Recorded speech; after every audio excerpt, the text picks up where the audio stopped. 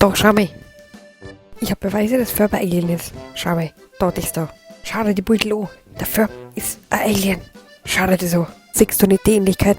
Ich hab recht. Du und deine Halluzinationen. Oder das, schau mal das da. Der hat Plutonium gesammelt. Das da.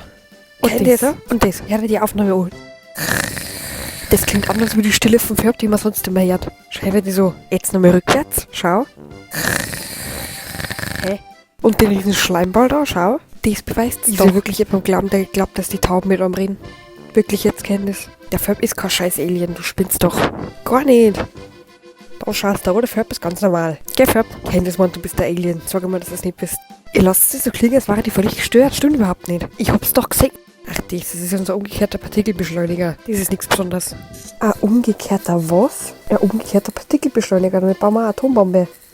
Macht sie das jeden Tag. Das ist aber nicht normal, gell? Ach, das machen wir jeden Dienstag, das ist nicht besonders. Letzte Woche haben wir Plutonium gesammelt zum Beispiel. Und ihr sagt, ich bin nicht gestört, du redest ja mit Tauben. Ist es wirklich gestört? Meinen ja bloß, dass die immer jeden beobachten, das weiß man doch. Und ich kann's beweisen. Das mache ich sofort. Ihr werdet's schon sehen. Los, flieg, du bist frei. Flieg, Vogel. Mama? Kenn das, du hast mir schrecklich, mir Marsch. Was willst du denn, hä? Geh mit, der Ferb ist ein Alien.